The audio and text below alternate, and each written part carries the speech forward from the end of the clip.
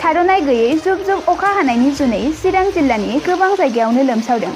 बे समावनो चिरां जिल्लानिनो खुंग्रोम दैथुंगुरि गामियाव दैबाना जानायखौ नायगिदिंफैदों बिटिआरनि हाग्रा बिफाननि मावफुं सोद्रोमा रनजित बसुमतारी बिथाङा फोरमायनाय बायदिब्ला बे गामिनि 13 नखरफोरा दैबानाजों जुजिगासिनो दं।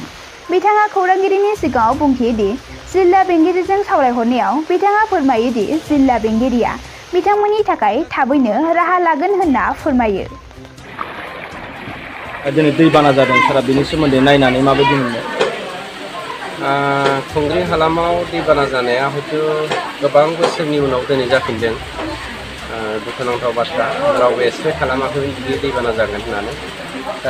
दासिम मोननाय लिस्ट बायदिबा 13टा फेमिलिया दैबानाजों लोमजादों। बेनिफ्राय दाउ, अमा, हांसो गोबां खथि जादों। लोगोसे रायजो राजाफोरा बेवहाय गोरान खेथि मावोमोन, फाथो आबाद बायदिसिना बेफोरखौ जोबस्रांजाबलांदों। दुखुनांथाव। दा अलरेडि बेनि सोमोन्दै डिसिजों आं सावरायबाय। डिसिया नै दा रिलिफ टिमखौ फाथायहरगासिनो दङ। रिलिफ टिमा गावसोरनि राहा लामाखौ लासिगोन। अब्लाबो आंबो दसे दंथ'यो। गुबुन जायगायावबो बिदि दैबाना जादों होननानै खबर सफैगासिनो दङ। बेखौ जों नायथिंनो थांगासिनो दं।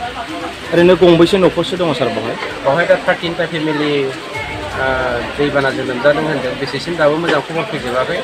हरनि 2:30 दै लोमजाजोबदों। दा खबरा हयथ' फैगासिनो दङ। ओरैजाय फायखाजरा प्राइमारियावबो जादों बा VCDCनि आन्दारावबो जादों होननानै जोंनिसिम खबर फैदों।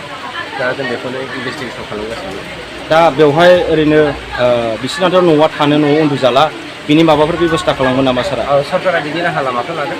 बिनि थाखाय टेनसन जानो नाङा। हयथ' एसे लेट जानो हागौ, 2-3 घन्टा माबा मोनसे, बिनि राहा लामाखौ जों लागोन।